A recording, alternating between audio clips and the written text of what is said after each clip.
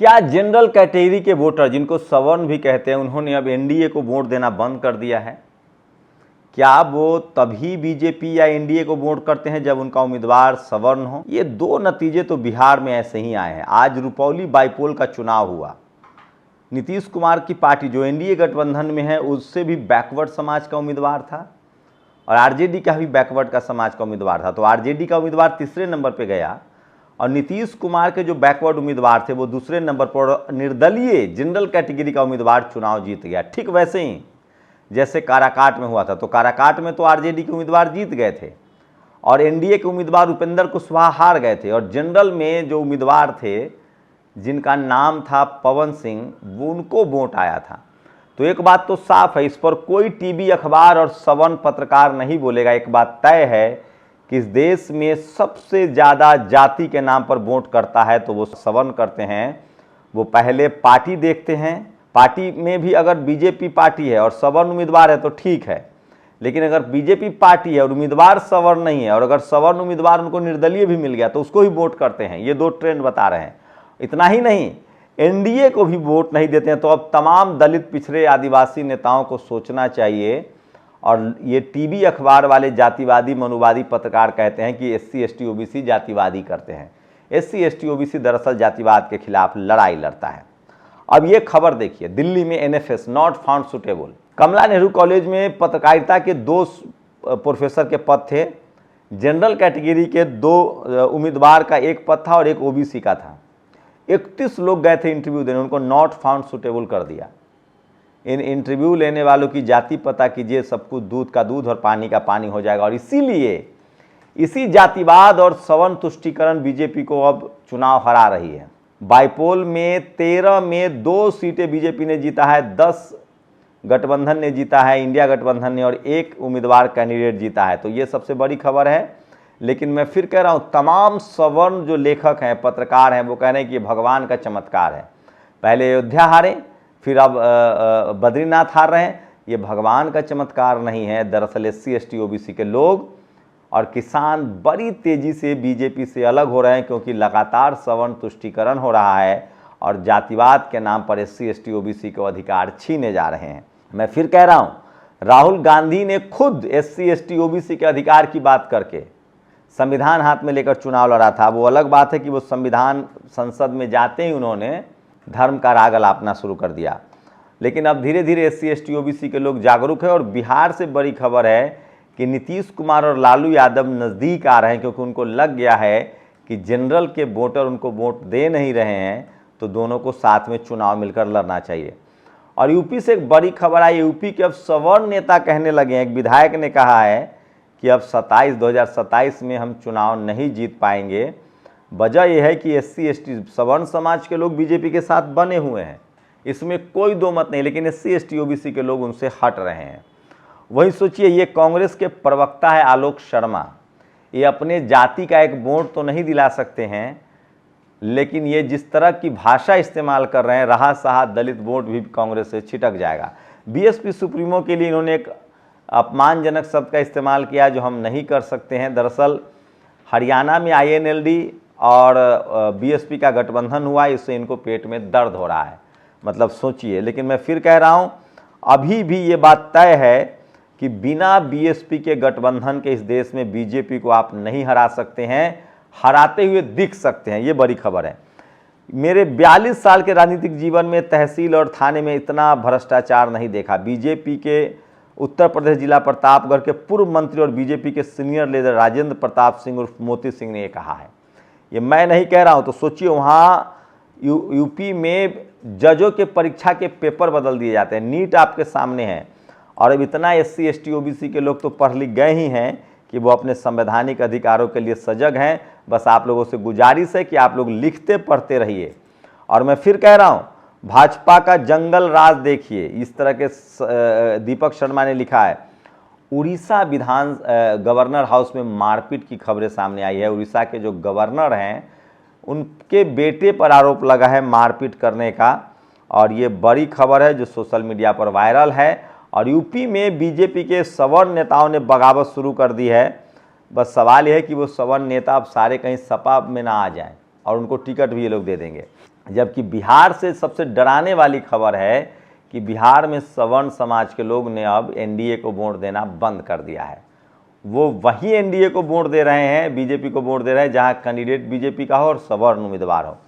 ध्रुव राठी पर एफआईआर, एक फर्जी खबर चल रही है और ये सारे अखबारों ने छाप दिया। सच्चाई ये है कि ध्रुव राठी के नाम से जो एक नकली अकाउंट था उस पर एफआईआर दर्ज की गई है।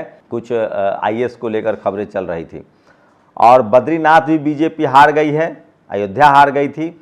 अयोध्या बीजेपी इसलिए हार गई क्योंकि वहाँ अखिलेश यादव ने एक शेड्यूल कास्ट कैंडिडेट को टिकट दिया था। अमूमन अखिलेश यादव ने उन लोगों को टिकट दिया है जो सोशल मीडिया के दौर में सब पता चल जाता है, जिन्होंने बीएसपी में लंबे समय तक काम किया और जो बहुजन पद से जुड़े हुए थे। दिल्ली यूनिवर्सिटी में एनएफएस का मामला आया है, ओबीसी को फिर नौकरी नहीं मिली है। तो इस तरह से सवर्ण तुष्टिकरण करके बीजेपी चुनाव तो नहीं जीत सकती है, उनको समझना पड़ेगा। और आज खबर ये भी चल रही है कि किस तरह से गवर्नर हाउस में जो है वो मारपीट की खबरें हैं, ये खबर भी सोशल मीडिया पर। और डॉक्टर अंबेडकर के संविधान लिखने की बात झूठ। ये सवर्ण है राम बहादुर राय और ये आईजीएनसीए के चेयरमैन हैं। मुझे लगता है कि इसका खुद बीजेपी के सांसद ने विरोध किया है, नेता ने विरोध किया है।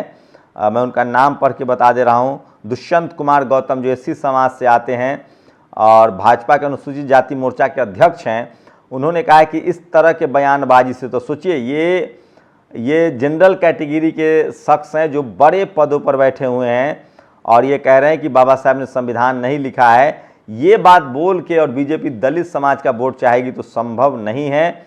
ऐसे लोगों पर लगाम लगाना पड़ेगा। लोकसभा चुनाव से पहले एक सवर्ण ने कहा था, जो सिस्टम में बैठा हुआ है, कि संविधान बदलने का वक्त आ गया है। नतीजा हुआ कि बीजेपी का पत्ता साफ हो गया। तो ये सब नहीं चलेगा, बहुजन जागरूक है। चंद्रशेखर आजाद ने बड़ी चिट्ठी लिखी है। सोचिए, कर्नाटक में कांग्रेस की सरकार है, वहां लगातार एससी एसटी का फंड जो है वो रिमूव किया जा रहा है, उसको डाइवर्ट किया जा रहा है, ये भी बड़ी खबर है। और दिल्ली यूनिवर्सिटी में जिस तरह से ओबीसी के साथ धोखा हो रहा है, फिर से नॉट फाउंड सुटेबल लिखा गया है, उसके खिलाफ अब लोग बोलने लगे। वीडियो सुनिए, ये वीडियो, ये प्रोफेसर हैं, डूटा के मेंबर भी हैं, इन्होंने साफ साफ समझाया है कि किस तरह से आरक्षण विरोधी, मनुवादी, जातिवादी जो लोग हैं वो लगातार एससी एसटी ओबीसी को नॉट फाउंड सुटेबल लिख रहे हैं। तो ये सबसे बड़ी खबर है, एक बार फिर से देखिए कि ये आरक्षण विरोधी क्रूर मानसिकता है जो सिर्फ और सिर्फ एक एजेंडे के तहत यहाँ पर लाया गया है। एनएफएस किन की सीटों पर किया जा रहा है? एससी, एसटी, ओबीसी की सीटों पर किया जा रहा है। वो तबका दलित, पिछड़ा, आदिवासी, जिनकी पहली पीढ़ी पढ़ लिख कर अब आगे आ रही है, उनको नौकरी पेशे में आने से रोके जाने की एक बहुत बड़ी साजिश एक एजेंडे के तहत रची गई है। समझिए। और मैं इसलिए कहता हूं कि सोशल मीडिया ही सच्चा मीडिया है, सोशल मीडिया ही बहुजन मीडिया है। उत्तराखंड, अब बात बाइपोल की, तो उपचुनाव में बीजेपी हार गई है एक बार फिर से। बद्रीनाथ, पहले अयोध्या हारी थी। तमाम सवर्ण पत्रकार कह रहे हैं कि भगवान उस पर भगवान की वजह से हो रहा है। सच्चाई है कि एससी एसटी ओबीसी के जिस तरह से अधिकार छीने जा रहे हैं, उसके बाद वो नाराज हैं और बीजेपी चुनाव हार रही है। और उत्तराखंड के मंगलौर सीट से एक मुस्लिम कैंडिडेट ने जीत दर्ज की है। तो ये धीरे धीरे ही सही दलित, पिछड़े, आदिवासी, अल्पसंख्यक एकजुट हो रहे हैं और किसान एकजुट हो रहे हैं। बीजेपी को समझना पड़ेगा कि वो बहुसंख्यक आबादी का हक अधिकार छीनकर चुनाव नहीं जीत सकती है। कानपुर देहात के जिला प्रमुख लल्लाखन यादव ने बीडीसी मेंबर स्वयं अहमद पर राइफल से हमला किया। ये भी सबसे ज़्यादा वायरल है, लेकिन हम तस्वीरें नहीं दिखा सकते हैं, हिंसक तस्वीरें हैं। और 13 में से 10 सीटें जो हैं वो बीजेपी हार गई है और ममता बनर्जी ने 4 सीटें जीती हैं। उसके बाद आपको बता दें कि नीतीश कुमार भी हार गए हैं, आरजेडी भी हार गई है। तो बिहार में जो है सवर्ण राजनीति का रास्ता खुलने लगा है और ये बात अब नीतीश कुमार को और लालू यादव जी को सोचना पड़ेगा। अयोध्या में 76 करोड़ के डेकोरेटिव लाइट लगाने की घोटाला हुआ है। टीवी अखबार ये सब खबरें आपको नहीं दिखाएगा। सोचिए कोई दलित पिछड़ा सीएम होता तो क्या स्थिति हो जाती। और अयोध्या के बाद बद्रीनाथ की हार लोग लगातार शेयर कर रहे हैं। बीजेपी ने अगर अब भी सवर्ण तुष्टिकरण बंद नहीं किया, बीजेपी ने अगर इसी तरह से जो जातिवाद और मनुवाद से जो लोग हैं उनको इसी तरह से प्रोटेक्ट करती रहेगी तो ज़्यादा दिन तक एससी एसटी ओबीसी के लोग वोट नहीं देंगे। ये देखिए, मुसलमान मेरी बात ध्यान से सुनो, अगर मस्जिद के स्पीकर से आवाज़ आई तो लाशें गिनने के लिए तैयार रहना। उत्तर प्रदेश के जिला गाजियाबाद में इस तरह का धमकी भरा लेटर मस्जिद के अंदर फेंकने वाले लक्ष्य त्यागी को पुलिस ने गिरफ्तार किया है। सोचिए, ये लोग किसी भी हद तक जा सकते हैं, किसी भी तरह से सांप्रदायिकता फैलाते हैं, जातीय हिंसा फैलाते हैं। और यूपी से खबर है 301 में 64 ब्राह्मण और 40 ठाकुर, 104 सवर्ण एसडीएम हैं। सच्चाई है कि 104 से और भी तो कायस्थ समाज के लोग और वैश्य समाज के लोगों को, जनरल कैटेगरी को छोड़ दिया गया है।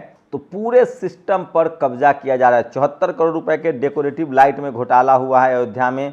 ये वो तमाम खबरें हैं जिससे बीजेपी घिरती जा रही है और देर सवेर ही सही बीजेपी की अब मुश्किलें बढ़ेंगी। और आपको मैं फिर कह रहा हूँ, कांग्रेस इसीलिए सत्ता से बेदखल हुई थी क्योंकि यूपीए 2 के समय 3 ब्राह्मण नेता पी चिदम्बरम, कपिल सिब्बल और प्रणब मुखर्जी ने सीयूटी, नीट जैसे यूपीएससी के पैटर्न बदले थे और दलित, पिछड़े, आदिवासी, किसान, अल्पसंख्यक को एजुकेशन से दूर कर दिया था।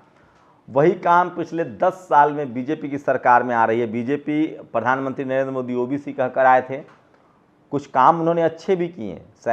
सेंट्रल केंद्रीय विद्यालय में रिजर्वेशन लागू किया, नीट पीजी में आरक्षण लागू हुआ, SC/ST एक्ट को फिर से रिस्टोर किया। लेकिन जाति जनगणना न कराना, सरकारी नौकरियों पर बैकलॉग न भरना और जिस तरह से सरकारी नौकरियों पर जो मनुवादी जातिवादी है वो कुंडली मार के बैठे हैं, उसके बाद ये मुश्किलें बढ़ेंगी। जैसे राम बहादुर राय कह रहे हैं कि बाबा साहब ने संविधान नहीं लिखा। इसी तरह से एक बार बिहार चुनाव से पहले मोहन भागवत ने कहा था कि आरक्षण की समीक्षा हो।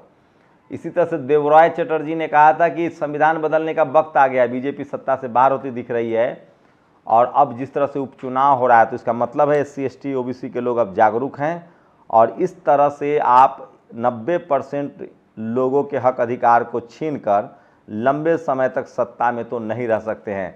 तो मैं फिर कह रहा हूँ, इसमें सबसे ज़्यादा SC/ST OBC की जागरूकता दिख रही है और अब वो जातिवाद के खेल को समझने लगे हैं और जातिवाद को हराने के अभी खेल समझ रहे हैं।